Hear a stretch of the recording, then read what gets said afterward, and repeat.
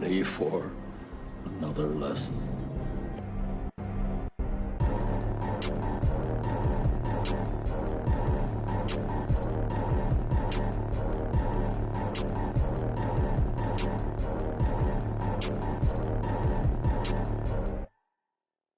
What's up, everybody, and welcome back to Back Row Banter, your favorite casual movie talk podcast. I'm one of your hosts, Adam Schwartz, and on today's episode, we'll be reviewing Guardians of the Galaxy, Volume 3. Not 1, not 2, but the Volume 3. But before we get to any of that, I'm joined today, of course, by Dog Days Nathaniel Gingrich. What up, folks? I'm Dog Days Nathaniel, and I'm here to tell you that they're over. They're gone. They're history. Are they? Them That's Dog Days. fantastic news. They're man. done. They're done. So no matter what happens here on out, we're good? No horses are coming.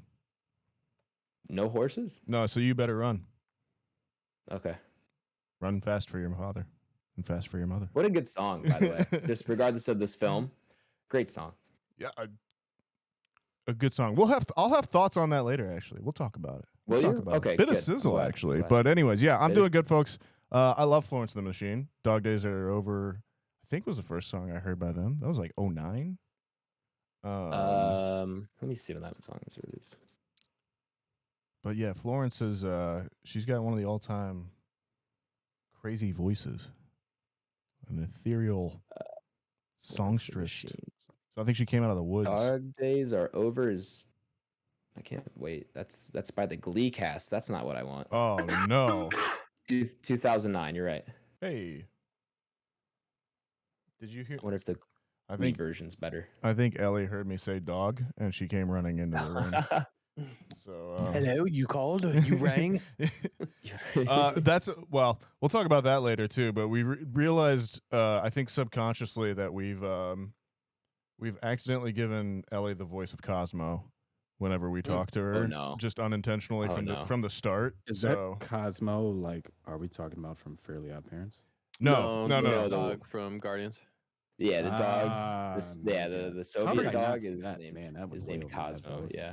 Uh, Well, they just introduced Cosmo in this movie, right? I don't think. No. Cosmo's been around. She was in the Christmas special as like a voiced person. Oh, I didn't But see the yeah, Christmas. I I Christmas think special. Cosmo's in the is like in the She's in the Is collector's she in the collection. collector's thing? yeah. Okay. But she might Yeah, be like a gotcha. different breed of dog then.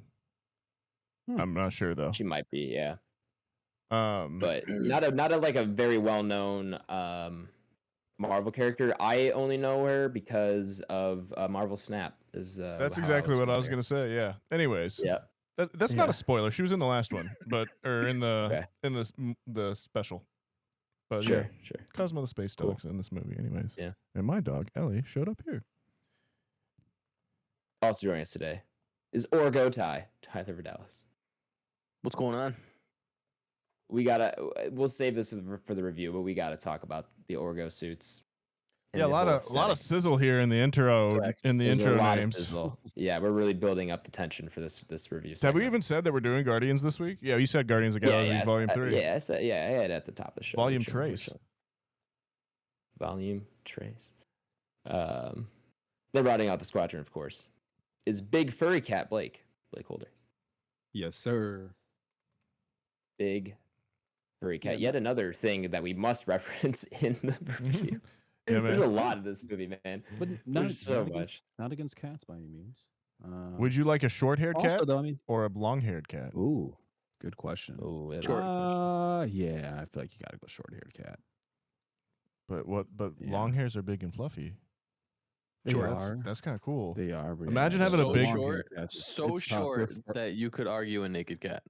Oh, you want Oh, one of you lost the me. Nah, I can't do a naked cat. So dope. Vote around Sphinxes the are group, dope. fellas. Can you do a naked cat? Yes, I want one. Is that a Leah dance just move? refuses. Yeah, do it in what context? Can you Blake? do the naked cat? That was you do actually a really naked- funny. So we're talking about the domesticated feline. Okay. Would you be able to adopt one? Okay. Yeah. Or let one live with you? Yes. Yeah, don't they get like cool little sweaters and stuff? Like sometimes, especially like here in I really tried to explain it to Leah because like they don't have any fur. So their main objective is to find warmth, Yeah, so which they're in snuggly. most cases is you. And one of Leah's favorite pastimes is snuggling. So I'm like, there's no downside to this. Yeah, That's a fair point. That's true. Another positive or another pro, I would say, for having a naked cat or skinless or hairless cat. Skinless. Oh God. I say skinless. That'd be some shit, right? Is that people who are allergic to cats are actually allergic to like the saliva because they clean themselves all the time, and obviously your cat's much less likely to do that when it doesn't have fur on it. So No people who are fleas. allergic to cats, that's probably the way to rock out. Probably Yeah. no fleas. Maybe. Yeah, good question. Yeah, I don't know. you would bet. At least you're No. definitely low percentages on that, right? Probably no hairballs. Yeah. Probably no hairballs. That one I'll give you. Yeah. I still, with all that being said, though, fellas, I don't think I can do it. I think I And would. they're need a cat still to have so fur on it. soft. They're so soft.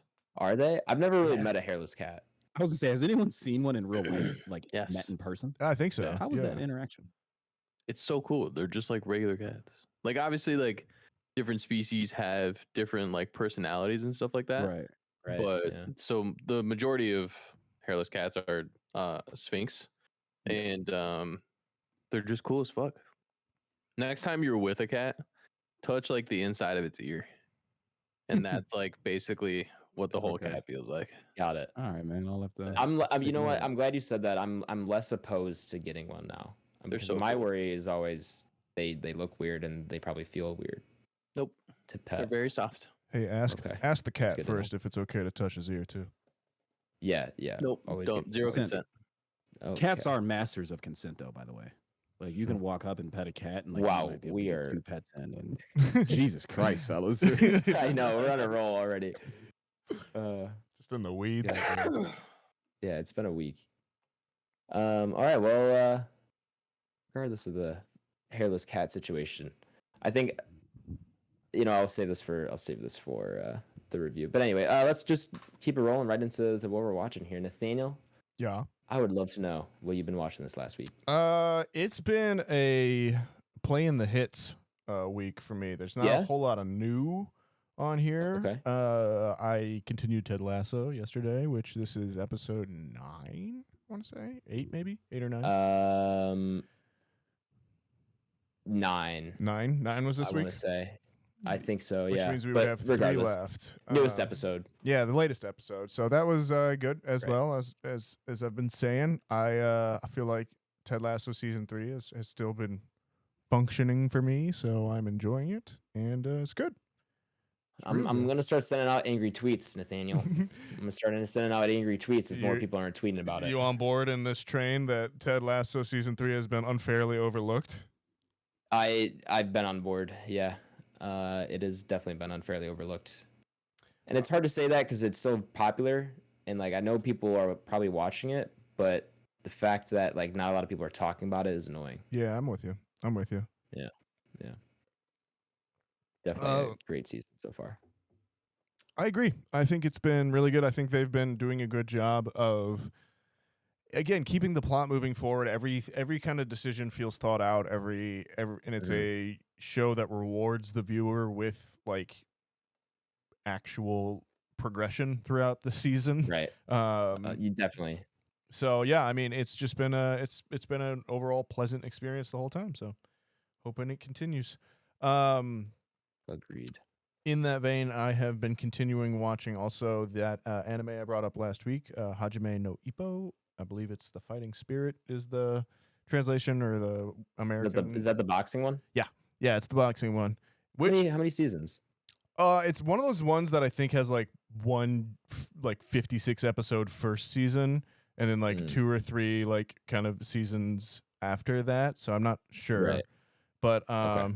it's definitely one you could just like throw on and keep watching. I don't know. I'd imagine like the first season would be maybe the first like manga arc or something like that. I'd have to do some more research. I've just been kind of enjoying it so far. Originally going in, I was like asking myself the question of like, I wonder how realistic it's going to be, or is it going to, quickly descend into Dragon Ball Z fighting? But no, it's really cool. It's been pretty, I don't want to say technical, but like, you could tell that the people that make it know boxing and know, have watched boxing and have trained maybe in the past or something like that. and know what that world is like. And yeah, it's really neat and cool, and I'm enjoying it. So there's that. And then the other thing I got to this weekend was UFC 288, which was Henry Cejudo versus Aljamain Sterling. Cejudo, coming off of a 3-year layoff, was challenging for the bantamweight championship, and yeah, it was What cool. is a layoff? Does he He retired. Like hiatus? Yeah. Oh, He was like, hey, I'm done. He was a gold medalist at 08 Beijing wrestling, I want to say, and then he was the former 125-pound champion, and then had won the 135-pound championship earlier, and then retired, and then came off 3 years off the bench and tried to take back the 135 championship, but was knocked back by Aljamain Sterling, who is still the champion. So it was a good one. Cool. Technical fight, and it was fun to watch. So, and then other than that, I got to Guardians of the Galaxy 3, and we'll talk about that pretty soon. But Tyler, what have you been watching? I got a little list, nothing too crazy. There's been a couple things that I got to. So I really want the new Star Wars game, but I'm trying to be a good boy and budget myself. So new video games are kind of out of the question for me right now, just because like it's just so ridiculous how much games cost. Are they 70? Are all new games 70 70 bucks, now? bro. They're like $70 to $80 now, dude. It's just insane. I haven't bought a new game in a minute because all I play is Halo and I have Game Pass. So between those two things, I really don't buy many games nowadays. Yeah.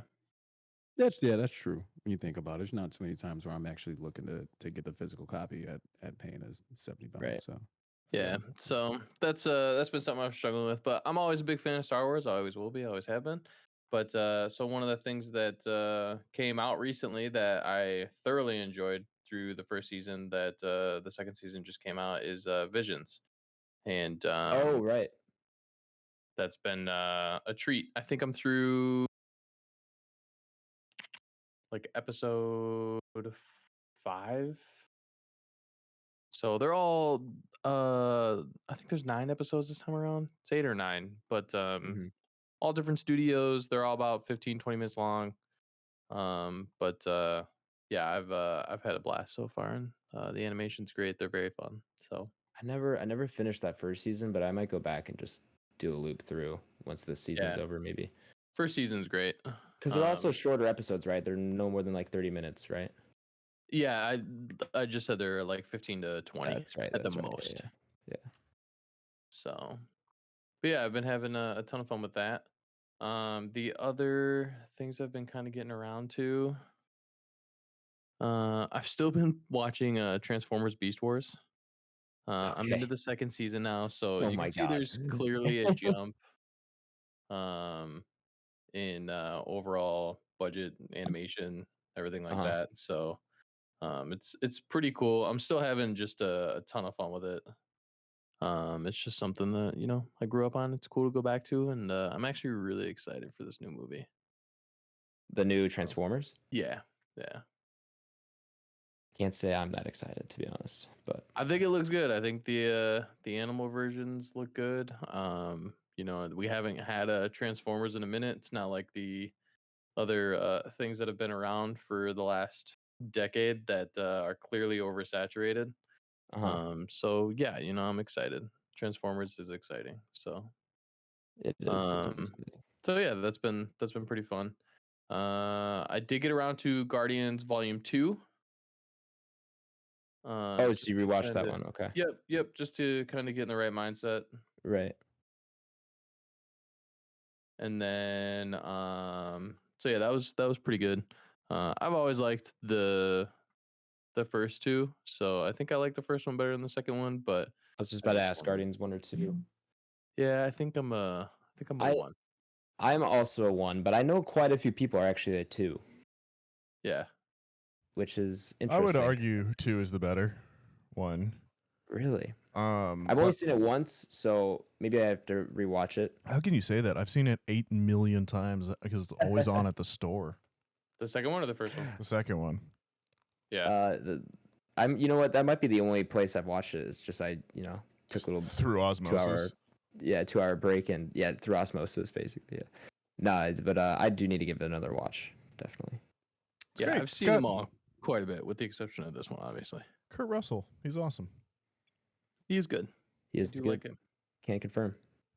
And then the last thing I got around to, Leah and I have been kind of just looking for something new to watch. Everybody that I guess is somewhat in my immediate friend group or like family group says that Yellowstone is just something you have to watch, and so we decided to start that up. So we just got done with episode 6, I think, which was like literally right before I hopped on here. So Did you guys finish Will and Grace? My dad's big on that show, Ty, so you should like it. He talks about it a lot. yeah, go ahead, Nathaniel. Did you finish Will and Grace? Did I cut out that memory? No, just taking a hiatus. I think so. Yeah, it's just and not because of me. It's just one of those things. I think she has seen so much, and it's not like Friends where the storyline actually kind of drives itself from episode to episode, even though there is some pretty good comic relief. This one, it's just basically the same episode over and over again. It doesn't really have an end game to it, so fair enough, or at least it doesn't feel like it. So, and I think that just kind of comes down to writing and acting. So, and I think Friends grabbed a majority of that before Will and Grace did. So, right, much bigger following, and it really is truly a better show. So, other than that, those are really the main things that I can think about off the top of my head that I got into this week. So I'll pass it off to Blake. Yeah, I didn't watch too much this week. I've been watching a ton of playoff basketball. So rooting for LeBron on that one. So I mean, as we kind of touched on earlier, hopefully, yeah, man. Hopefully, I'll go to Game 2 of the Western Conference Finals. So I bought tickets for Denver's Game 2 as well as Phoenix Game 2. Thinking that whoever wins that series will end up playing the Lakers because the Lakers were up 3-1. They lost yesterday, so now I'm kind of terrified because I don't know if I'm going to continue to keep my ticket if the Warriors come back from 3-1 or if I try to sell it. I don't know what I'm going to do. And then ideally, I think I'd probably rather the Suns win. Yeah. Because I have a friend of mine. Yeah. Well, one, Nathaniel, is obviously a native Suns fan, diehard. And then a buddy of mine lives in Phoenix, so that would obviously just eat my cost of stay. I could mooch off a buddy and stay on his couch. Where if I go to Denver, I gotta get a hotel. So yeah, we'll see how that goes. But both teams are actually looking pretty good, so we'll see how Game 6 goes tonight for Denver and Phoenix. Movie wise, what I got to was actually 2 rewatches, both directed by the same gentleman. Both happen to be horror movies. Both happen to be pretty good. So the first one I rewatched was Sinister. So that's from 2012 with Scott Derrickson. First time I rewatched that since the Black Phone came out, which is probably around this time last year, I want to say. And that one's kind of popped up. I think it's on. Actually, I own Sinister. Is it on Tubi? Don't say Tubi. It might be. It's be. on Vudu though. It's on Vudu, so that's where I watched it. But it very well may be on Tubi. I feel like the second one is always on like Netflix or something for some reason. Gotcha. Have I told the Sinister story on podcast? No, it's not.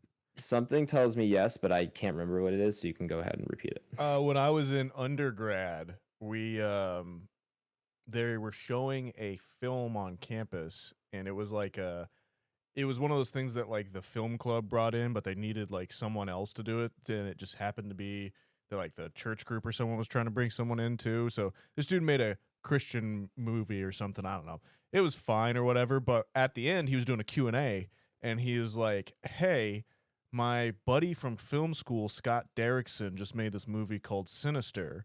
I'm going to go and see it at this local theater after this at the 9:30 showing. If anyone else wants to go, we're all heading over there."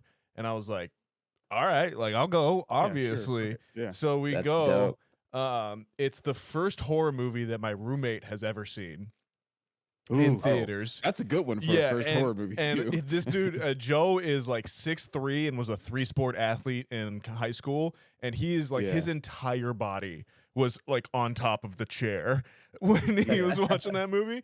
The guy was friends with Scott Derrickson the entire time, his fist never left his chin. He just like sat there and watched it like he was in like quiet contemplation. Didn't jump, didn't do like one thing like the whole time. And I have to imagine it's just like you just know your buddy at that point, and like maybe you just kind of know what his style is. Like you're just not. I also think it's that's definitely part of it. He's probably seen his other projects, but it's also he's probably just analyzing it from like a filmmaker perspective the whole time. Right, like his brain looking to give his friend feedback, basically. Yeah, his brain just operates on a different level to all of ours. Yeah.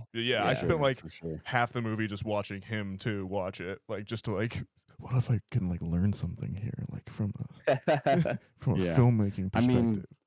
I mean, shit, bro. For that to be your buddy's first horror film, I mean, that's tough because this is now. I mean, this is probably the third or fourth time I've seen Sinister, if I can recall off the top of my head. But like I said, first time out of year. That movie is honestly, that movie is so close to being one of the best horror movies we've had in the past, like since post 2010. Yeah, the only thing that takes it away from that is like the CGI ghost kids. If none of that's involved, in my opinion, I think that movie is the first like 50 minutes of that movie is phenomenal. It's the last 20, which is the story with so many horror movies. Yeah, it is. It is. Horror is hard to land at the end, but I mean the build up and the tension and how you're kind of going along with the mystery. Yep. And trying to figure it out as Ethan Hawke is doing it. And friend of the pod on Training Day. And what is he in anything else that we watched on pod? Entropy list, Ethan Hawke. But yeah, he's excellent in there, and even no matter how many times I've seen this film, those short 8mm little family home videos, those just make me so unnerved. There's only a few things in horror movies that kind of like make the hair like on my neck stand up. Hereditary's got 2 scenes like that. This has one of those. And yeah, and there's another film as well. But yeah, that's that movie's so good, man. Every time I'm watching, I'm just like, man, this is good. And then they drop the ball, man. It's tough. It is fun. I'd pass on the second one though. You don't even need to watch it. It's not even made by Scott Derrickson. Well, what was the other one you got to? The Black Phone. Ah, recent one. So yeah, recent one. So rewatched The Black Phone. I was contemplating doing The Exorcism of Emily Rose because that was also I like that movie, but I don't think I found it anywhere. Or maybe I just didn't look hard enough. It might be on like Shudder or something like that. It could be, probably on Tubi. Yeah, so rewatched that, and honestly, still not bad. I don't think it's nowhere near in depth and has the character development of Sinister, but I mean it's still good. Ethan Hawke's just kind of one of those underappreciated actors, and I guess that's the cliche thing to say. He's in a lot of movies, but yeah, man, we got to start giving him his flowers while he's here. But yeah, the Black Phone good as well. I do think it sticks the ending a little better than Sinister. He's in the Purge. Oh man, fuck that movie. So yeah, I do think it sticks the ending a little better than Sinister for sure. But just kind of the world building and the tension isn't quite there. But you can see a lot of simulators. It's the way Scott Derrickson does like Ghost of Children. Mm-hmm. They look eerily similar in both movies, so you can kind of pick up on some of that stuff in camera work. But yeah, that's all I've got. And then like I said, to kind of chugging along, and that's it. We'll see.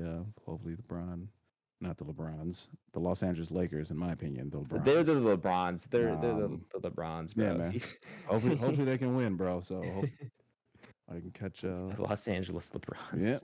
Yeah. Hopefully I can catch them play in person. But and obviously I saw Guardians 3. Did not rewatch any of the first 2. I do have a plushed baby Groot though, listeners. So he's rocking with me on the review. Are they high on your Marvel movie list? First 2? Good question. I would have to sit down and really think about that. Quick answer immediately. I would say the first one's got to be within the top probably 6. Sure. Top 5. Is that I guess 5, yeah. My other question being, is that maybe like, is that your favorite Marvel team now? That because they're a little bit more separated from kind of the rest of the Marvel stuff, and you're not kind of being burned out on more of the Marvel kind of thing. Yeah, That's hard to answer, but I For guess sure. I would say yes. I guess I would say yes. maybe another way of looking at it was like if you had to go back to like Marvel movies to pick, would like the Guardians trilogy be like high on your choice? Like if you could, if they were like, you could pick any Marvel movie to rewatch. Yeah, I don't think they would be one. All right, fair enough. I don't think they'd be one, but Mhm. yeah, they would definitely. I would say they'd come in at 2 for All sure. right. If I had to go one, honestly, I'm probably just putting on Man 1. Fair enough. I rest So, my yeah. case. No Fair more enough, fair questions, enough. Your Honor. Adam, have you gone yet? I have not. Future college Not graduate? watched. Oh yes. Oh, how exciting. Yeah. I've spent the last week of my life watching my life flash before my eyes. It's not the no, last it's week of your been- life, bud. Don't worry. You got a lot more lives. You got a lot more lives to I know. week. I know all of that. I will come to accept it at some point, but right now I'm in denial. I'm in the denial phase of grieving my college career. Anyway, yeah, I haven't watched much because I've been trying to do other things than sit in front of my TV during my last week of school, which I think probably the better decision. So I've been watching. I don't think I brought this up at all on what we're watching, but I've started casually watching Shameless. Oh, Have Yes. you watched it before? I have not. This is my first time. But my girlfriend likes the show, and she doesn't love a lot of the things I put on. She doesn't watch a lot of TV that much, so this is like a show that she likes. So at one point, she's like, "Can you please at least try it?" And I was like, "Fine." Well, she picked a good Um, show to like. Yeah, I know. I know a lot of people like it. I've seen half of the first episode before I started rewatching it. I'd seen like the first episode basically, and I was like, I don't know if I really this is my kind of thing. But now I'm like 6 or 7 episodes in, and I'm kind of into it. It'll grow on So you. I think I'll keep going. It's a good 'cause show. There's also a lot of seasons. There is. So, I'm not in any rush to get through this thing. Yeah. No, but it's one of those shows too that you don't really have to binge. Right. You could definitely keep up with everything, even like 3-4 days in between episodes if you really wanted to. Right. Yeah, like stop and go a lot. Yeah. It's very savorable. Sure. Yeah, and the other thing my girlfriend said was you kind of watch the characters grow up a lot too because they're very young in the show, and then it's about a 10-year gap between when it started and when it ended. So kind of like Game of Thrones and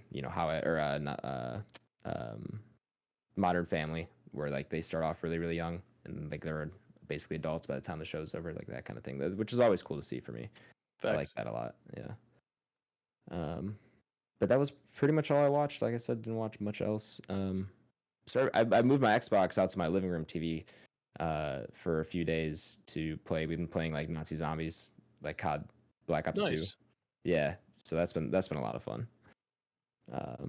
But besides that, I've just been reflecting, reminiscing, Reminiscing. But the one thing I did go see is a little film called Guardians of the Galaxy, Volume 3.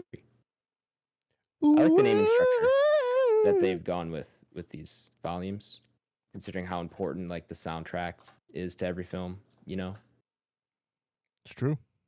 I've always liked that. But anyway, welcome listeners to the main review segment of the podcast. Nathaniel, if the listener here is new or maybe they've just forgotten, can you give them a rundown of how our review segment works? What up, folks? If you're new, or maybe you've just forgotten, the way the review segment works here on Back Row Banter is it is split into 2 sections. There is the non-spoiler section, and then there's the spoiler section. It's pretty self-explanatory. In the non-spoiler section, we'll go over the movie's IMDb page, who wrote it, who directed it, who starred in it, all that good stuff. We'll go around the squadron, see if we would recommend the movie. It has to be a yes or no. There is no nuance on the internet. And from then on, it'll be spoiler time. I'll play a spoiler noise. If you don't want to have the movie spoiled for you, go ahead and dip out and come back later when we rank it up on our Entropy list, which was our big list we watched. Man, I was so close to getting to the end of that without stumbling. This is our big list of everything we've watched on the podcast ranked. What are we, 145 episodes in, and I still haven't mastered that yet. One day, folks. One day. I Adam, believe in you, Nathaniel. tell me about Guardians of the Galaxy Volume 3.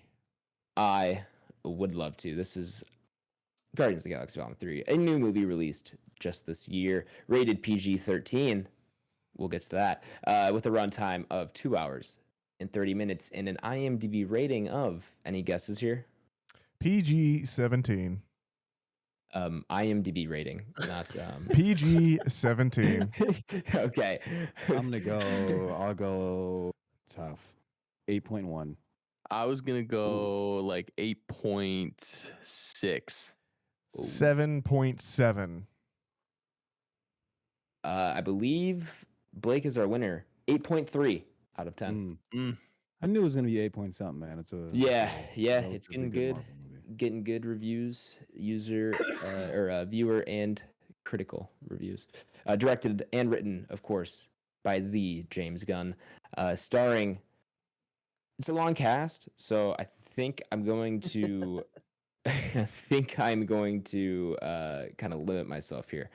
We got Chris Pratt, Bradley Cooper, Yep. of course, Palm Clementif, Sure. Dave Bautista, Karen Gillian, Vin Diesel, and then this is gonna I'm Chukwudi Awuji. I'm just gonna roll with that. I don't know. Nailed it. It's okay. I mean, it is a hard one. It's a hard one, but that's like the main Yes, the Six. Guardians and the villain. Guardians plus the villain. Of course, there's a bunch of ensemble cast members, and I'll go Will Poulter as well. He's decently in this. Yes. Yes. But yeah, if you want to see the full cast, you can go and look. There's plenty of cameos and random characters and whatnot. A lot of gun staples in there. Of course, yes. The crew's back in this one. But the IMDb summary reads as follows. Still reeling from the loss of Gamora, Peter Quill rallies his team to defend the universe and one of their own, a mission that could mean the end of the Guardians if not successful. Ooh. Thoughts? Bit suspenseful there, I like it. Fair. I'd say it's a pretty good IMDb summary. I mean, can't think of too much they're missing there. Kind of gives you like the big suspense points.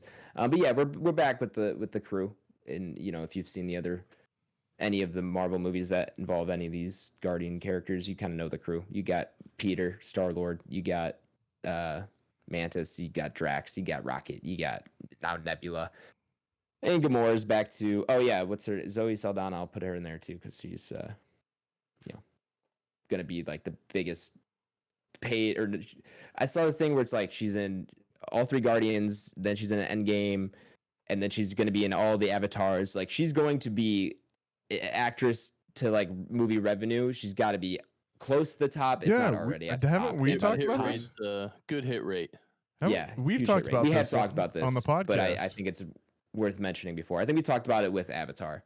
It might have been, but yeah, no, whoever that is, they need to credit us. We came up with that theory. That is a fact. Okay, maybe I should go back and copyright. That's right. Actually, DMCA their ass. Let them know. Tell them they can follow the podcast and cite us correctly. Send them a cease and desist letter that basically just says get our give us lawyers credit on it, or follow us. Or just pay for like 1 month of Buzzsprout and we're good. Get our lawyers on it. No, I just want the sub. Okay, that's it. Do we know any lawyers? And a 5-star review. That'll work. I'll leave it there. Final offer. Take it away. Anyway, the band's back together, and as the IMDb summary mentions, one of them, won't say who, is in jeopardy. He's not doing well, so it's their mission to save him, basically. And then, of course, along the way, there's banter, there's quips, there's stupidity, there's action, and of course, it wouldn't be a Guardians movie if there wasn't a kick-ass soundtrack. Without dropping That being said, needle. That being said, what are we thinking here, guys? I'm gonna kick over to BlakeHolder, our resident number one Marvel feeling fan. I'd be first go around here. Oh, I'm most curious to know what you think, man. You're always on here saying how done you are with Marvel, which I agree with for the most part. We keep dragging you back to the theaters to watch. Yeah, more. we keep holding a gun to your head behind you. Gun to your head, gun to your balls. Gun to your head, gun to your balls. I mean, yeah, in that case, I'm probably settling to watch the Marvel movie, fellas. But I mean, I guess for this, right? I mean, I do like it, right? And it's a good film, so I have that appreciation for it. One, James Gunn is fucking awesome. So like, I guess that's really what this drives from, to be completely honest with you guys, between like his knowledge of horror films and kind of where he started doing Slither and things of that nature, up to making like full action things with the Suicide Squad, as well as the two obviously pretty good films he had in the two original Guardians of the Galaxy. So I mean, yeah, I went in kind of thinking it definitely would be one of the better Marvel movies, probably in the cinematic universe, as well as I at least thought it was going to be the best movie we got since Spider-Man. Was it what is it, No Way Home? Is it the Yeah. last one? Yeah. Yeah. So definitely kind of went in with that expectation, and honestly, it hit my expectations. So that wasn't really a surprise. It was good to be back with those characters and kind of see the in-depth character development they give to certain of those characters. I don't really want to say that, but that was kind of cool to see some of that, as well as just rocking out with Groot again, man. I mean, somebody I wasn't really aware of Groot at all in terms of like comics. My introduction to Groot was like the first Guardians of the Galaxy, so I've been rocking with them since then, man. Like I said, I got a plush Groot. Actually, the first thing I bought at the store, so that's Hey. dating me back some time. But yeah, overall, man, I like it. It's the only thing I would say though, and it actually didn't run too bad when I was there. But when I pulled up tickets and I seen that this shit was 2 hours and 30 minutes, bro, I was like, what the fuck, man? But then I was like, what else did I expect? Like, you know what I mean? I was like, I Yeah. didn't expect this thing to be an hour 40. So that was the only thing. But then once I kind of sat down and watched it, I mean, it actually flowed pretty well. So not too many complaints on that end. But yeah, I mean, it's just these movies are long as hell these days. So, yeah. The last few Marvel movies, man, they've been on a roll of just being 2.5. I don't think. plus. Do they have anything under 2 since No Way Home? I honestly don't think they do, bro. I probably 'Cause not. No Way Home I is mean, they definitely don't have probably many under 2, 2, period. 240. Was Yeah. Black It's Widow usually between pre 2 or and 2.5. post No Way Home? Black Uh, Widow's got to be before No Way Home, right? Yeah, it is. It is Black Widow's before, got to yeah. be summer 20. Black Widow's 21? actually No, Black it Widow's is summer 2020. Black Widow's summer 2020. Oh no. Holy You're right. It's You're- 2021 because I was living with I Waz. think it's 2021. Yeah. Okay. But Black Widow was the first Marvel movie after No Way Home, right? So No, after Infinity War. No Way Home. Remember, No Way Home came the second of the Spider-Man trilogy, Tom Holland Spider-Man trilogy, came out after Endgame in 2019. Oh, you're right. You're right. And then Black Widow was the first one released in theaters since that Spider-Man, Really? which is always weird. I'm pretty That sure, would- yeah. No, I don't think that because the order's right. I pandemic. guess we'll fact check that. We have fucking. I four can, yeah, phones in we got front of us. Google right here. I think you're. Yeah, I want to say. I think I Adam, thought it was. you're Go con- ahead, Nathaniel. I think you guys are confusing No Way Home and Far From Home. I think that it's a title Far thing From Home, yes, I that, did. that you guys are getting confused on. Correct, because Might No Way Home should be the holidays of last year, right? Of 2021. Yeah. Is No Way Home? No Way should be the Home was holidays holiday of one. Yes. because it wasn't Yes, that's 5 right. months ago. Yes, that's yeah. yes, It's that's got to right. be. Yeah. And Black Widow was Yeah, like Endgame April 26, 2019, Far From Home July 2nd, 2019, Black Widow July 9th, 2021, a full year. 2021. Yeah. Yeah. So yeah, that's my 2 cents. We'll deep dive into it. So yeah, quick spiel. I'd recommend it though. If you've already I'd put it this way. If you've already seen the 20-something film had, you'd be crazy to call it a quits on this one. So that's my 2 cents. Yeah. I'll pass it to we'll go Nathaniel. Hello, everyone. Yeah, I mean, this is my favorite Marvel movie we've seen for quite a long time. Hit a lot of stuff that I like, which was cool to see. I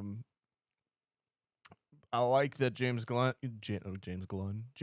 was able to come back and finish this guy and finish off the trilogy after the whole. It's been 6 years since the other one, since 2017. That Yeah, Guardians this is 2 actually the came out. longest gap in between like sequel films of individual like stories or characters in Marvel.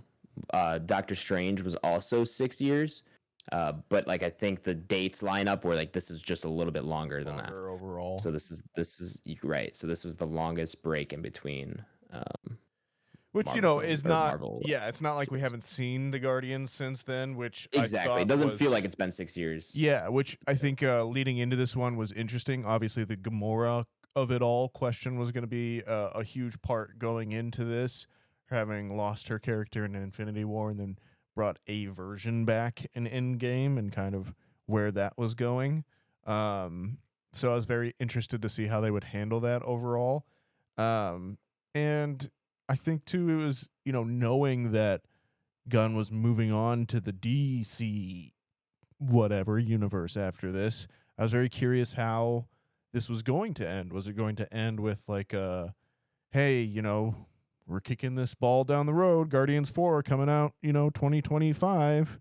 Who's going to direct it? Who cares? It's part of the Disney machine now. Or is he going to be able to kind of bring this to an end and land the plane with this team? And I think to a lot of the film's benefit, it was more of the latter than the former. So big recommend for me. I really, really enjoyed this one. I thought it's definitely my favorite since Multiverse of Madness, and probably a take I've been hearing going around was I wish they had, after Endgame, this was the first movie to come out since then. And I kind of agree with that. Like, this would have been a really cool one to start with after a pretty decent break from the mainline universe, if they'd gone that direction, but they didn't, and shoulda, coulda, woulda. So yeah, I'm just happy that this one came out the way that it did, and I enjoyed it. Tyler, your thoughts, sir? Yeah, I'm pleased for sure. I didn't really have any kind of pre-expectations of what I was kind of walking into. Obviously, we already kind of touched on it. Soundtrack on these just don't miss on any one of the volumes. And so that was one thing I was definitely excited for, to see where they would go this time, because it always kind of seems like they're gonna run out of hits, and then you forget that there were just so many good songs in the era that they're playing in, and when they put them together in the scenes that they're in, it's fucking magic. And so yeah, I was a big fan, but love the storyline. We can definitely touch on that in a little bit. I think acting on these has always been pretty great all around. You can definitely tell everybody's having fun. You can definitely tell everybody's kind of doing their thing. But I'm a recommend for sure. Tons of fun. Exceeded expectations, and Exceeded. Yeah. Interesting. Yeah, just with Marvel being what Marvel has been lately, and I've agreed with Blake on this before. Everything from this universe just seems really, really oversaturated right now, and it's kind of, when is this gonna stop? And so yeah, I think expectations were a little bit lower. Like I said, I didn't have any like preconceived ideas of where it was gonna go or anything like that, but just with everything, just kind of like, yeah, this could probably be meh, and I guess I'd still enjoy myself. But I had a lot more fun than I probably thought I was originally gonna have. So For sure. Cool. Yeah, I said last week I think this will be the best one since Far From Home, and I would agree. This is definitely my favorite since Far From Home, and number 2 Marvel movie for me since Endgame. Obviously, Doctor Strange was good, and Shang-Chi I think is still good, but it's weird. Shang-Chi is weird for me because I think it's still good, but I think it was overrated when it came out, and I think now it is underrated for how much people have soured on it. I don't know. I don't know how to explain that. Regardless, we're not talking about Shang-Chi. this was a lot of fun and also not a lot of fun in some places, but in a good way. I think I've come on here before to say like movies I go to feel emotions regardless of what that is, whether it's horror and being scared, or a romance movie and being either happy or sad depending on how that goes. This offered like such a wide range of emotions where I was like laughing one scene, on the verge of tears the next, and then pumping my fists in the air for an action scene 2 scenes later. Like, it was really good. I think it does drag in the first half and really start to pick up in the second. That was kind of my biggest gripe, I would say, was the first half of the film kind of feels a little rushed. At least the kind of the first act, when they're kind of setting things up, it was kind of just like, oh, we're going. Which in the third film of this kind of series, you don't really need that, need much more setup, but it was still very a sudden start, and maybe I'll touch on that more in spoilers. But overall, like, this is a very good movie, in my opinion. And if you like Guardians at all, and if you like Marvel at all, you're gonna enjoy this. So I'm definitely recommend. It's maybe not a must watch, but it's one where you really should go watch it, and go see it in a theater too. These are great films to see in theaters. These type of Marvel movies. I had a great time. I'm gonna kind of miss these movies as they stand, because I don't think it's a secret this was like the last actual Guardians film, at least for now. So yeah, I had a good time with this one. Villain is underrated too. I had a great time with the villain. We'll talk about that, of course, more in spoilers. But I don't think that's being talked about at all. I love the villain in this one, which I think a superhero film sometimes, depending on which one it is usually only as good as its villain, and really good one here. So, yeah, I don't know what. I really want to get into spoilers. That's really what I want to do. There's a lot to kind of unpack here. So I'm gonna recommend. You guys all recommend? Yes, I'm a recommend. Yeah, sure. Fantastic. Well, we're going to go ahead and head into spoilers. So if you've not seen Guardians of the Galaxy Volume 3, go ahead, check that episode description. You can skip over the spoiler segment and be taken to our ranking of the movie up upon our Entropy list. But do make sure you go check it out and then come back and listen to the spoiler segment. But we're going to go into spoilers. So, Nathaniel. This week it was record scratch applause. Because, That's good. It's a good combo. seemed very Guardians to me. But shit goes down. It does. Shit goes down. So, Adam, talk to me. So, Nathaniel. As yes. as a self-confessed non-gore hound, how'd you feel Right. about this one? This was fine. I was like watching this, and I couldn't be mad at it because it's not overtly gross, but there's just something about looking at it that I was just like, what? Why? Like, just why? Are you Why referencing- is this the aesthetic? Are you referencing the flesh planet, or are you referencing the? I'm referencing Orgascope. What are you referencing? Oh, I was also talking about the Sid's toy collection of That little didn't animals. bother me at all, but So was cool. I'm glad you said Sid's toy collection, because that's exactly what I thought of. Oh man, it was like immediately. It was Yes, the rabbit that immediate- did it for me. It's exactly rabbit right. definitely did. Yeah. Floor the facts, rabbit. As facts, soon as she rolled out there, I was like, "Oh, it's Sid's toys." It's toys. Yeah, 100%. That's so funny. You had the same reaction, because I couldn't stop thinking about it anytime those characters were on screen. But yes, the Orgascope in Nathan Fillion. Oh yeah, you know, the I would say Cronenberg he looks planet. good in 99% of things, but that suit, I don't know. That aesthetic was just weird to me, and I just kind of felt like I was watching a Spy Kids film. Mm. Like, it looked like it just something about it rubbed me the wrong way. I don't know. where I find wasn't. I find that all like charming now at this point. Like I find like No, you could see yeah. the craft to it. Like Right. part of me is just like, yes, I like that. It's a real set. Do things like this.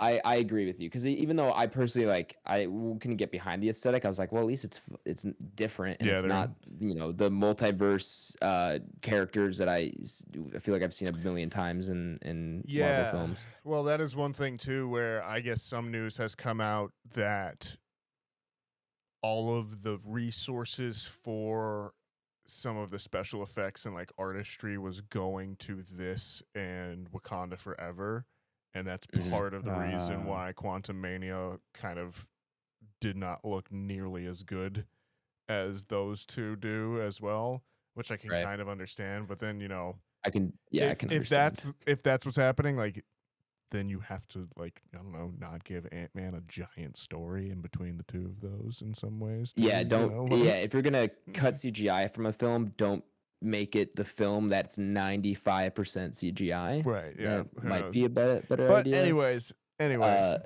or just don't crunch VFX artists and spread out your films a little bit, please. Whole other thing. That's you could do that too. That's true. But anyways, I digress. Yeah. We're talking Guardians here. There's they let Gunn be Gunn in the same way that they let Raimi be Raimi, and this is and that's just awesome. That's like it shows time and time again, if you let a person with a singular vision cook, as the kids are saying these days, they'll give you something worth watching. And I agree. But like for me personally, like just I love the weird aesthetic of the Sid's toy creatures. I loved the Orgo planet. As soon as they went there, I was like, oh yes, it's gonna be a weird Cronenberg planet, and like every one of those just felt so very James Gunn in his choices in that regard. And then when they pulled the High Evolutionary's face off at the end, I was just clapping in my seat, hooting, hollering like a wild man. That was good. I had some, if the animals reminded you of Sid Toys, that reminded me of Two-Face. It did. It was very Two-Face, very Red Skull as well too. Obviously, yeah, Red Skull too. Captain America 1, but I thought and like I think this movie, a lot of its success boils down to the fact that it is allowed to be a little bit more separated from the rest of the Marvel universe, and it's not having to just kick the can further down the road and try and set up the next thing. So yeah, I'll let someone else talk now because I've ranted for a few minutes. But boys, other thoughts overall? Yeah, I guess I'll put the question to the group then, and we can kind of just chat about it. How do you all feel about like getting the backstory on Rocket? I'm gonna rephrase your question. Who cried? Yeah, bro. No?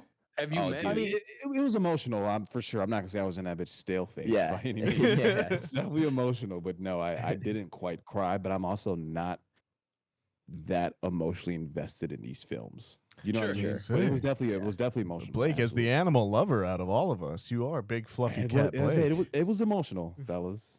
Fair enough. It was certainly emotional. Fair enough. Also, kind of side tangent on that. Have any of you actually looked into like baby raccoons? Baby raccoons are cute as fuck. I have not. No. Are they realistic in this movie? Yes. I mean, yeah. You obviously you don't get the like obviously the same facial expressions because they obviously don't have facial expressions. They have little masks on. You can't see their faces. Yeah. Yeah. What's the word? Am I using a word? Personify? Is that? Yeah. Is that? Am I right there? Yeah, I think that's appropriate. That's the guy with the English major. Yeah. Your English degree. I mean, I know it's more of like something that's not alive, I guess, but they're giving it human characteristics. To your point, you know what I mean? I think anthropomorphic would be the word that you would be specific in that sense. Sure. Personified would be like would be more like emblematic of. Like that he was violence personified. He was violence brought into human form. You're saying is he had anthropomorphized features. He was a little raccoon that was made to be human. All right. Yep. Okay. Well, get fucking lawyered. Lawyered. Dictionary, folks. With Nathaniel. Yeah, here's a literary theory with Nathaniel, folks. Let me break it down for you. What I guess what you guys think though on the backstory? That was obviously cool. Yeah, I thought it was great. I thought they did it well. to Adam's point, I'm glad that it was like, hey, Rocket's hurt. There's our MacGuffin for the story. This is driving us. We've got our purpose. Got to save Rocket, boys. There's the plan. And then I like the flashbacks. I thought the only way that I felt like they could be better is if they had a more direct tie into what's happening on screen at the time, both before and after. Right. But that's difficult to do whenever you're doing flashbacks. And because the flashbacks set up so much of the emotional catharsis of this story, I was more forgiving of that than I think I would be if it was just extraneous kind of plot details that we were flashing back to. But because that does end up kind of forming the emotional backbone of the story, I think it turns out well. I think it's smart. I think we had a really good emotional ending for Peter Quill with the Yondu character in Guardians 2, where you get kind of the fatherhood metaphor, and like his story was very much a huge part of that. And I think by choosing Rocket in this one, he allows Chris Pratt to take a little bit of a step back, have more kind of intimate moments with like Nebula and New Gamora, and allows the Rocket storyline. We did kind of leave that out too. Thanks for honing in on that. Yeah, no problem. And but the Rocket storyline takes center stage, and I think it turns out awesome. Remind me to talk about something in a minute, but I want other people to keep talking because I could honestly talk about this movie a lot. So I think I've made that clear. You guys say some more stuff. I just wanted on the record, because I can admit this, I did cry. Oh yeah, I shed a tear. I was on the verge of tears like 2 or 3 scenes where I was like, holy shit, I got to keep it together. And then eventually, I think it was when the other animals die, when I fully broke down. Well, not break down. I wasn't like sobbing, but when it broke the breaking point, when the tear actually fell. No, for me it was Teefs naming himself Teefs. I was like, damn, Teefs. Spoke to me right there. That scene was great. And I also like the way they handled the animals was really smart too, in my opinion. How you kind of see, this was the first, like the bunny was the first one. She's the first kind of iteration. Teefs was the second. He's a little less kind of modulated and a little smarter. And then the otter was what's her name? Lila. Lila, the third kind of iteration, much more intelligent, less robotic again, kinda. And then of course you have Rocket being the fourth, and apparently the greatest there ever was of the dude's creations. So I don't know. But yeah, I did like how they handled that. But yeah, I agree with you, Nathaniel. I like what you said about them calling, like, kind of going back to the flashbacks, tying it in a little bit more, the plot lines a little bit. And again, you're right, where it's very hard to do that.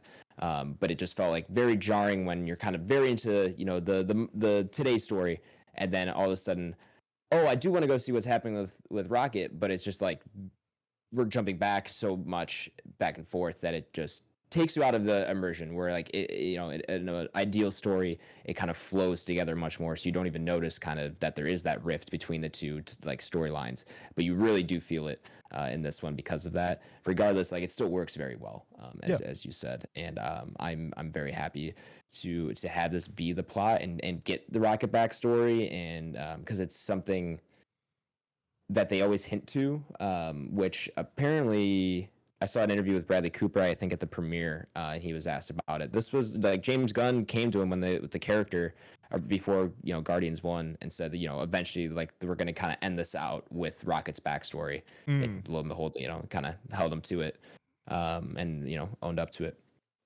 So it's cool that they kind of had this vision, or at least James Gunn had this vision of what this third and last one would be.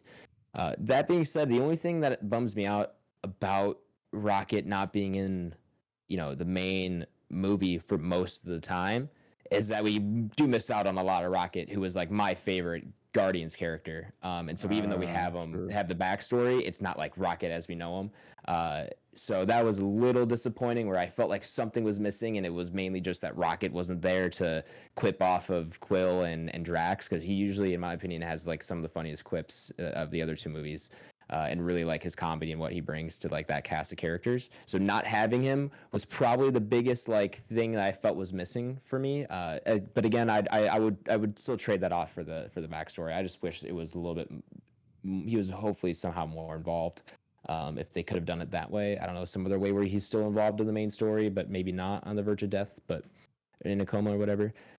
You know, that's just my personal thing. I bet not everybody felt that way either. So that would be the kind of the biggest thing for me. That was like a drawback, I would say, of that storyline. That's fair. Yeah, I would agree to that. I think I think that's probably up there. I didn't really think about that because I'm such a fucking huge origin story fan. And to get to see one of my favorite characters origin story, it's cool to see that, and it definitely gets you on an emotional side for sure too, because I've read Guardians comic books before, so I didn't know, I had no idea what this movie was about going into it. Leah asked me, do you think anybody's going to die, before we walked into the theater? And I said, if I had to put money on it, I was like, I don't think anybody is, but if I had to put my money on it, it's Rocket. Because at some point in the comics, it does happen. And so yeah, it was cool to kind of see all that play out. And then obviously you get the double scare with Quill, and you're like, oh my god, oh my god, oh my god. And so yeah, so it's cool to kind of see all that too. So you're obviously getting the kind of the breakup story too. Because at the end everybody's kind of going their own way and doing their own thing. And the after credits is the only thing that kind of actually makes me nervous, because it only says Star-Lord. Yep. So it doesn't make me really feel like everybody else is coming back, which is cool. I like Star-Lord, but Star-Lord's not Star-Lord without the rest of the Guardians. So we'll see where that goes. But yeah, man, I had a ton of fun. Still funny ass shit. Very cool to actually see them use things that happened outside of the movie universe. You get to see the Christmas special kind of play in. If you watch that, you have background information on kind of the conversations that they're having now. So it's cool to see them kind of, actually utilize that and not just kind of throw it to the wayside. So that was pretty cool too. I feel like I must have missed. Did I miss a lot not watching the Christmas special? I forgot it even was a thing. You missed that it's revealed that Quill and Mantis are brother and sister. Yeah. Oh. Yeah. So when if you go back and you think about the conversations that they had, and she even at one point they referenced the fact that they are brother and sister, because they said that you're actually like the only family that I have left like in this universe.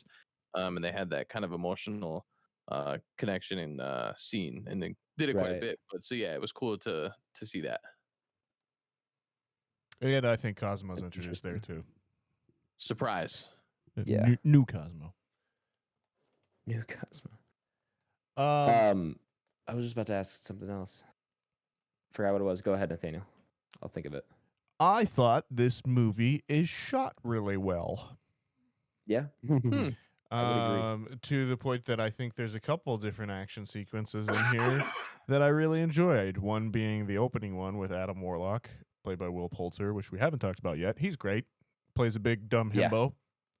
He does it really well. And yeah, he's awesome. But there's a couple different times in this where it has just shots that feel very comic book. Like you could see them as splash pages or big blown up colored panels and everything like that. I think this movie has my favorite quote unquote one shot sequence since like original Avengers, with them fighting down the hallway. I just wish it wasn't To No Sleep Till Brooklyn, which we just saw in the Mario movie, but is what it is. But I really like that scene where they get where they're like fighting down the hallway against like the mechanized animals, and they all get to kind of do their stuff for a bit as they're fighting down there. I think Yeah, I think a lot of the storylines were tied up, buttoned up pretty well. I will say, having listened to it a couple different times now, Dog Days Are Over is a really hard song to dance to. Like It is. It's a not little really a choppy. dance song, as kind No. of exemplified at the end, where everyone's just kind of hopping back and Yep. forth. But 100%. yeah, I don't But know. it fits. They make it work. They make it work. It is nice, and I think in a lot of ways too. I wonder if this will serve as a jumping off point for anyone who is still on the train post Endgame and was kind of like, do I really want to stick around? Like, if you've been watching the last few Marvel movies and you're kind of like, ooh, these kind of suck, and then this one comes out, are you like, okay, well, they ended it with a good one, I'm gonna stop my run there, like, no more Marvel movies for me? You know, are you rushing back to see the Marvels coming in this fall? You know, I think it's like a bad drug, Nathaniel. I think think they you just know, got you you. get that high, and then eventually you get to Endgame where it kind of just peaks a little bit, you know, and then you keep going back to it, but they just give you, you know, flop after flop. I won't say they're flops, but you know, No, they're not. mediocre Yeah. mediocre movie after mediocre movie that don't live up to our standards. And then you know, just when you're like, all right, I'm just gonna quit, Guardians 3. You know, I'm kind of, you know, they gave me the drip back on. and But at the I'm right same back to it. time, like, we haven't had a new Mahershala Ali movie in like 4 years now because he's still stuck on this fucking Blade Yeah. movie. And they just got Mia Goth on that movie. Now it's delayed because of the writer's strike. And I don't want them not acting in other movies at this time. Like, you know, like someone called Marvel movies like jury duty for actors now, like not too long ago. And I was like, That's funny as fuck. like, that's kind of what it seems like sometimes. We're just like, wow, we're just missing, I don't know, Ethan Hawke for a couple weeks or for a couple years because he's off doing Moon Knight 5. And like, I don't know. Anyone else with me on this rant, or am I just talking to myself at this point?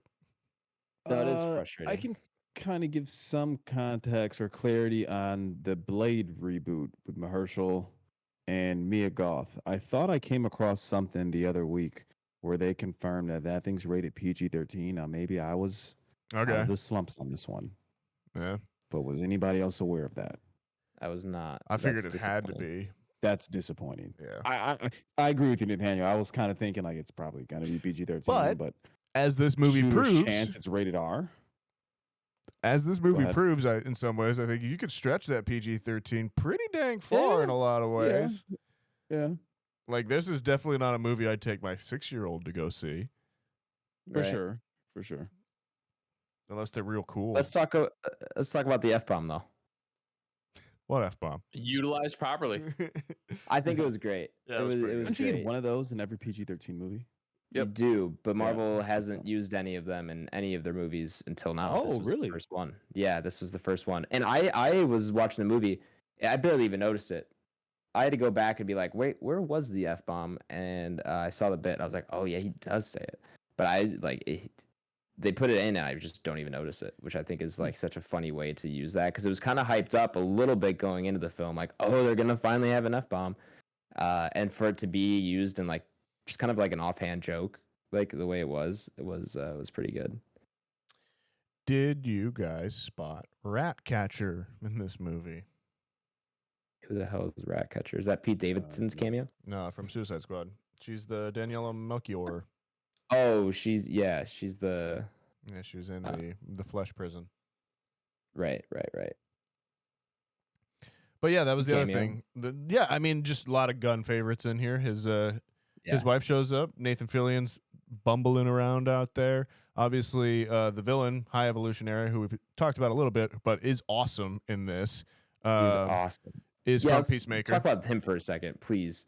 Yeah, he's great. I love that he's allowed to ham it up, be scary as shit, and kind of be just an asshole and a continuous asshole the whole time. There's no redeeming him. He's not Killmonger. He's not anyone else. He's just a jerk. He's just a dick. And frankly, I'm glad he's dead. I'm gonna say it. Nathaniel. No, no, He don't did- stop he me. he did a good enough job at making me want to beat the shit out of him. Yeah, tear his face off. Get gordied like he was in Nope. Oh Jesus! Yeah, that was a great scene. I was wondering how far Get Gordy. Get gordied, bro. It's my I was new wondering how catchphrase. far that they would let him go.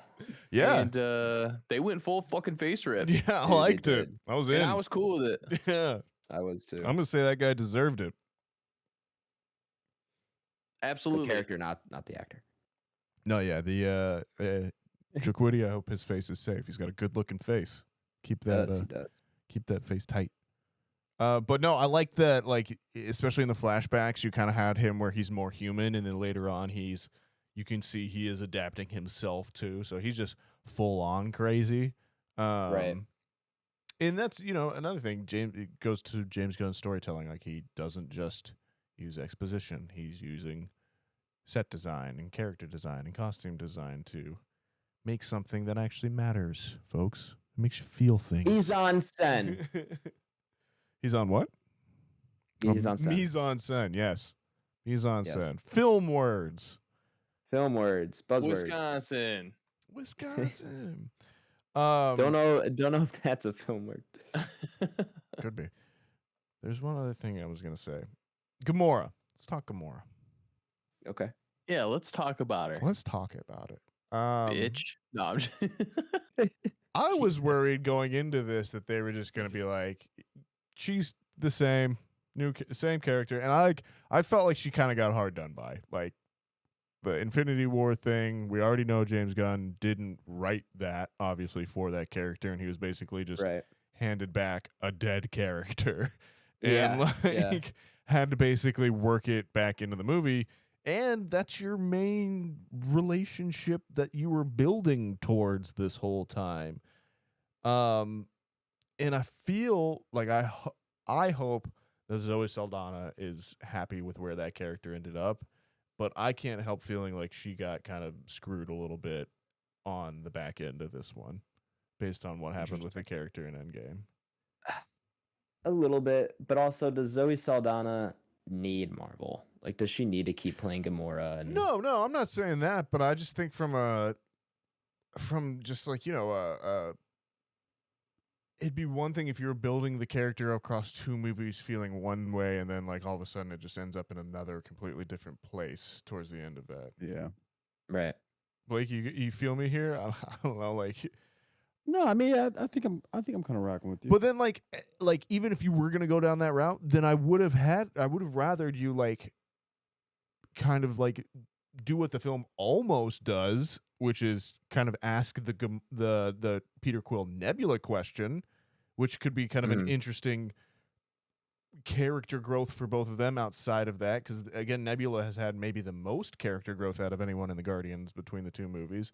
But just by leaving it in this kind of weird space where everyone's kind of going in their different directions, I don't know, it doesn't seem as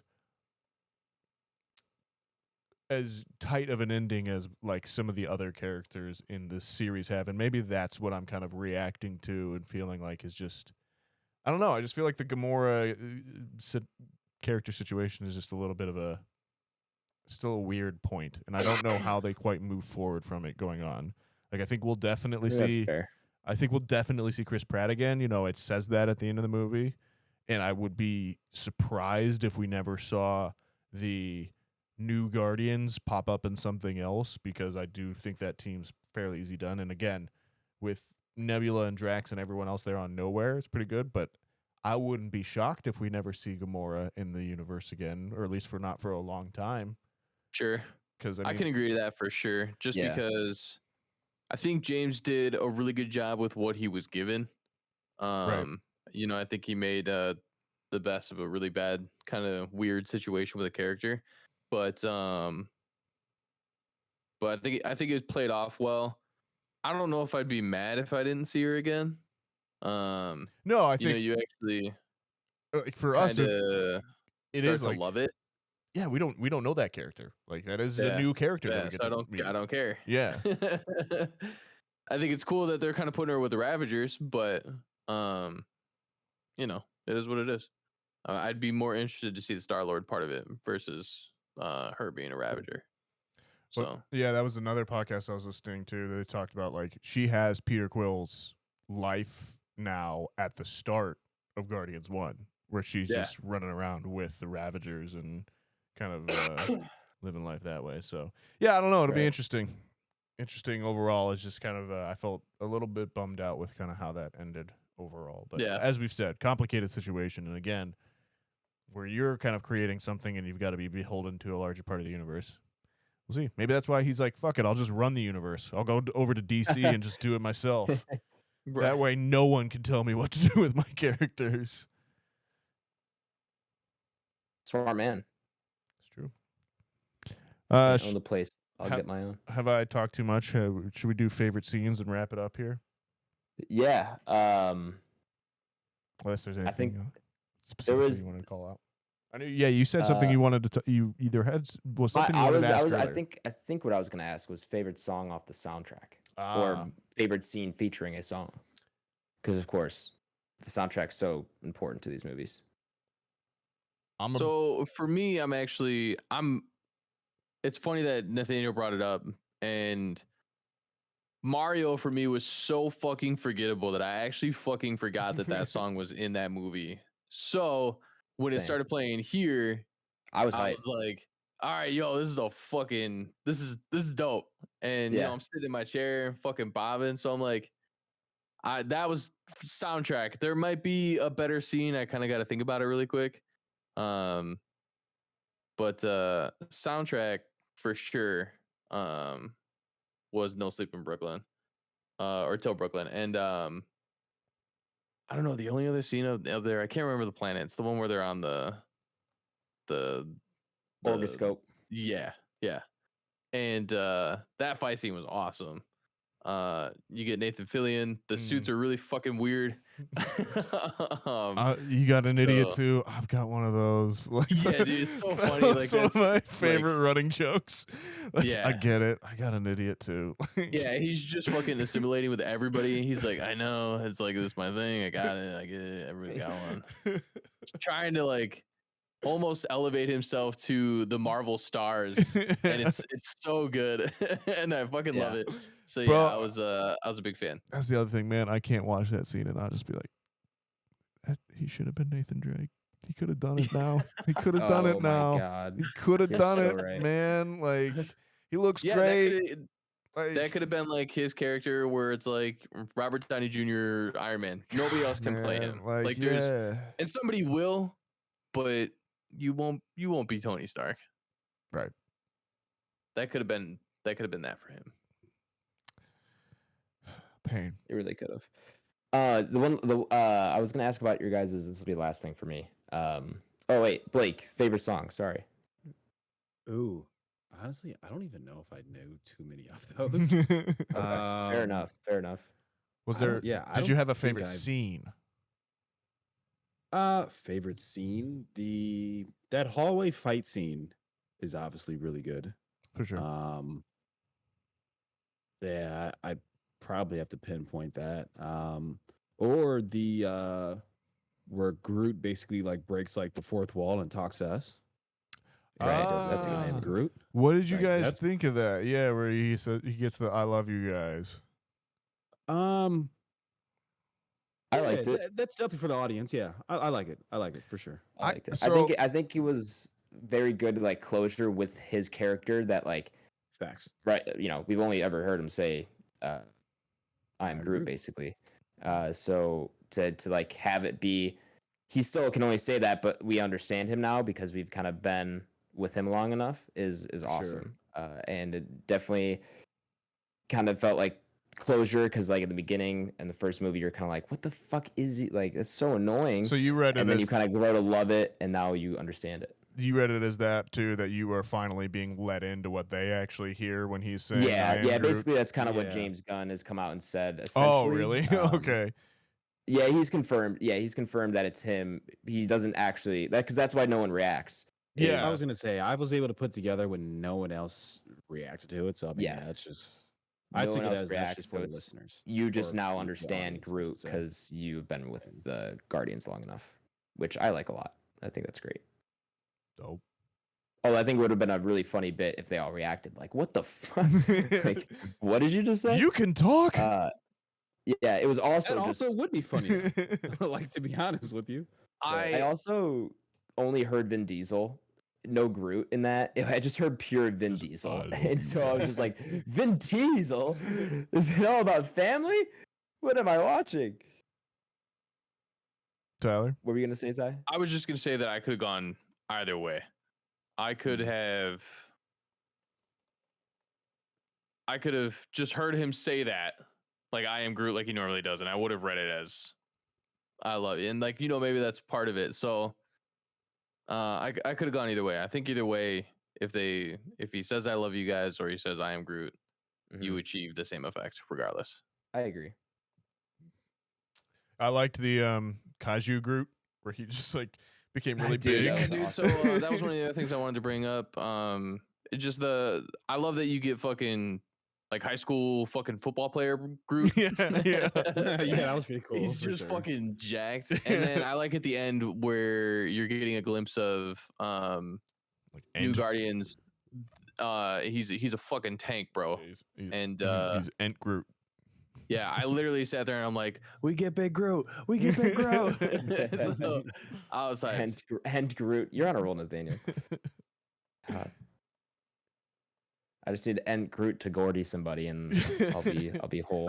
Get Gordy. Wow, I just got that. That's fucking hilarious. I was reading something. I wasn't quite sure what you said. I was reading something on my phone. That's fucking funny. Who do we think wins in a fight? Groot or the Ents? Oh man. They have numbers on their man. side though. Yeah. I mean, surely they're homies. Like, come on. No, I was about to they don't say fight each they don't other. fight. They're chill. yeah. Yeah, They virtually talk in the exact same way. Like, I know. That's Yeah. the funny thing. The super deep kind of like weird raspy voice. Yeah. That's funny. Did you guys? How was your theater going experience with this? That was fine. Yeah, I went. Was that Wednesday? Yeah, I went Wednesday evening after work. So there's a few people in there, but like I didn't. See, I want. We went go ahead. Sunday. Sunday at like 5. I'm sure there had to be a And- few people in there. And it wasn't terrible though. There was nobody immediately on either side of us. It was pretty well staggered, but you definitely got the crowd effect, which was cool. Right. So See, so yeah. I was so annoyed. Me and my like 3 other friends that I went with, Noah, 2, 3, 4, and 5. Right. We were all kind of like, I was laughing to myself the whole movie, and they were laughing at different parts of the same parts, intermittently as well. Like I wanted to like laugh out loud at a lot of stuff. My theater was dead. No one laughed like anything throughout the film except for like the puppy, the alien puppy. Like that was the only Oh, thing. There was like really? something that happened that people laughed at, and that was it. I was so pissed. Interesting. Because I thought this movie was hilarious. I was laughing the Yeah, whole it was time. great. We got the same vibe. I thought, yeah, Yeah. had a great time. I was really mad. I was like, "Why are you guys dead inside? Like, what the hell?" Where's your 'Cause of- heart? Because I remember the Guardians 1 screening being one of like the best film screenings I've been to. Very memorable, where like everyone's laughing. I think partially because no one knew what to expect with this movie. No one knew these characters or anything. But like that was really funny, and everyone had a great time. The theater going experience made that better. So I was really disappointed that like, my theater, of course, not the most packed, but like not empty either. Definitely quite a few different groups. What day did you see the movie? Day and time. I saw it on Monday at 6:45.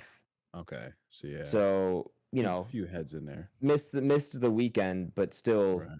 very close. Yeah, I was just disappointed. I don't know who was in my theater, but you guys need to have a better sense of humor. This movie was Yeah. hilarious. What about you, All right. Nathaniel? I feel like you're a weekend goer, right? Yeah, no, we went on Sunday. It was pretty busy, but it was fun. Yeah. Wasn't bad. Any fights break out this time? Not that I saw. No. Well, I'm about to fight you, Nathaniel, on where this ranks up upon the Entropy list. Welcome back, Whoa. listeners who skipped over the spoiler segment of the podcast. We're going to go ahead and throw Guardians 3 up upon our glorified, that's what I meant to say, Entropy list. If you don't know what the list is, it's how we review our movies. It's all the movies we've reviewed, all compared to one another. If you want to reference the Entropy list for yourself, it is linked in that episode description. Let me bring up the Entropy list for myself so I can go ahead and edit it. Guardian of the Galaxy, Volume 3. There we are. And I am going to request we do speed this post pod segment along as quickly Lady as possible. time. Absolutely It is not. lady time. Yeah, I'm starting to get texts, so that's how you know it's urgent. For sure. Yeah. I think I'll kick it off first, right? Since I kind of Sure. spoke first. Looking at it, We can obviously compare this to like other Marvel movies. yeah, honestly, it's tough. I like it more than Spider-Man. What is that? No Way Home, but Yeah, that that one's one's is so shot to the skewed. moon. I can't put. Yeah, I can't do that. My So nostalgia kind of weighed in on that one. yeah, you actually may have single-handedly ruined that. I did. In I the top did. You five. know what? And I'm not ashamed. I'm not ashamed. I stand by it. Yeah, as in look, you can stand on it. It's all good. Quick shot, man. Honestly, I'll go tough. Hate to line them up, but I'm just gonna line it up at 4. So that'll line right up with Doctor Strange. You said 45? Yeah, 44. 44. Right? Okay. Yeah. So above Doctor 44. Strange. 44. Yeah, I'm gonna go Doctor Strange. So it's gonna take the lead of those 4 superheroes. All right, so wait, 45, because 44 is Boys in the Hood, is from what I'm seeing. So if you want it, Yeah, if you wanted Below Boys in 44, the you Hood. would push Boys in the pardon Hood me. down. Yeah. I'm putting it 40 40. Yeah, putting it 45. My fault. 45. Yeah. Cool. Yeah. 45 for Blake, which is respectable. I second that. We got a little superhero section there. You might as well take it to the front because that No Way Home's tough to beat. I second that motion. You second 45? I second 45. Fair. Ty? Toughy, because this is better than Spider-Man. I still disagree. I like Spider-Man better. Hmm. But that's my opinion. Hmm. If you're not ready, I have mine. I'm going to go. I'm right around you guys. I'm 44. I like Okay, this yeah. a little bit better than Boys in the Hood. Mhm. But American Psycho, that's a pretty big, It's tough. pretty big cutoff for me. For sure. And then you look at Scream, Nope, John Wick, Conjuring. Okay, those are in a class of their own. I think this is right below there though. So I think 44 is a good spot for me. Tyler? I am taking an average of basically the movies from 41 to 30. So from Nope to Spider-Man, I'm basically going through those. What do I think this is better than? And then I'm just trying to basically kind of figure out a middle point. So I think I'm going to be a little bit higher than you guys. I think my hard stopping point is probably 38. Spirited Away. Oh, Yeah. okay. So, Spirited Away has a little bit more of that nostalgia for me. Obviously anime is such a bigger part of my life, and then I would probably give this better than Spider-Man, Requiem, Training Day's very close, Northman is very close, but I would probably put this above like Nope, Scream, American Psycho, pretty much anything below that. So yeah, 38. Man, you got me rethinking here. Fuck. John Wick. I couldn't go above John Wick, I don't think. Yeah, I know that's figured Adam's for you. I can't go above John Wick, but I want to put it above The Conjuring, See, The Conjuring was hard for me because I thoroughly enjoy that movie. And when movies that are horror movies or ghost movies, it's just when they stick with you like super fucking hard the first time you watch them, that's when you know it really fucking just freaked you the fuck out or had some kind of really good effect on you Uh-huh. from a horror standpoint. And The Conjuring fucking did it for me when I first watched Yeah. that. Similar to yeah. That'll always Sinister stick. with Blake earlier. Yeah. Yep. So what did you say you were officially, 38. Tyler? 38. Yep, Okay. just below Spirited Away. Cool. Well then, gentlemen, that gives us, let me make sure I did this math right. 45, 45, 44, and 38. Oh, I did it right. Let's go. It gives us an even rating. Scream. No tie break needed at 43. So we'll be slotted below Scream and above can live with American that. Psycho. Nah, I can live with that. Below Scream, yeah. We got it in. Cool. Well, that'll be it for the review segment here. 43 for Guardians 3. Let's see. Our next review segment is going to be No Country for Old Men, a classic, if you will. That's currently streaming on HBO Max, so you can check it out there, and then check out our review of that next week. Nathaniel, any 5-star reviews? Actually, I'm gonna veto 5-star reviews. So we don't have to worry about it. We don't have to worry about that. If you want to leave a 5-star review, you can get it read out on the podcast, no matter what it says, as long as it's not, mean or vulgar. We can read that out for you. So leave a 5-star review at Apple Podcasts. It really helps us out. Send us an email if you don't want to do that at backrowbanterpod@gmail.com. Share the podcast, of course.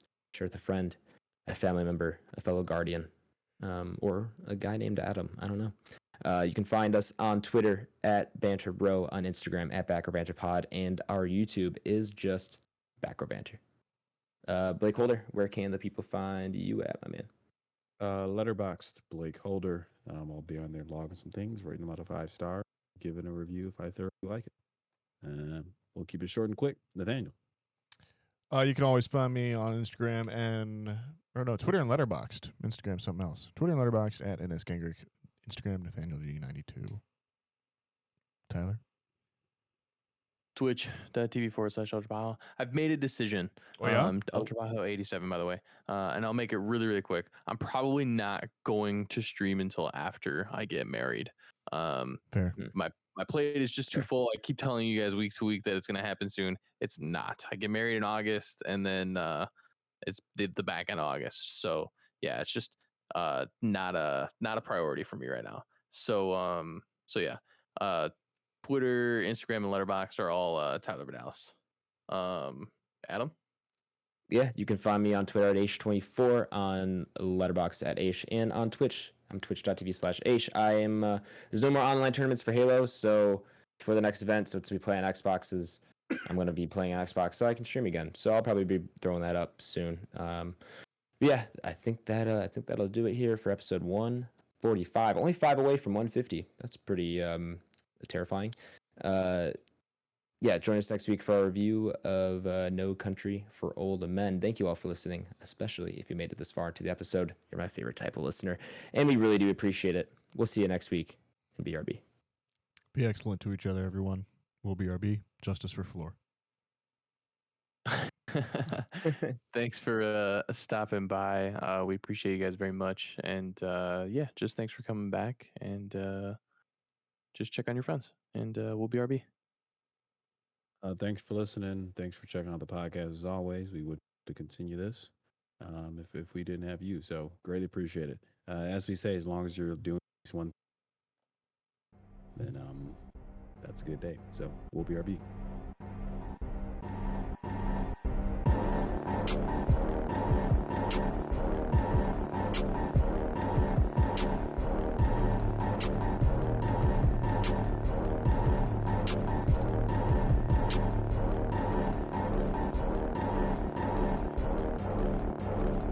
America.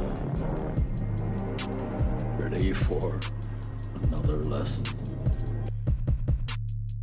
We may have to call in, as an early heads up, we may have to call an audible next week to figure out what day we can record. So I bought tickets for the Western Conference Finals, the NBA. Oh, no way.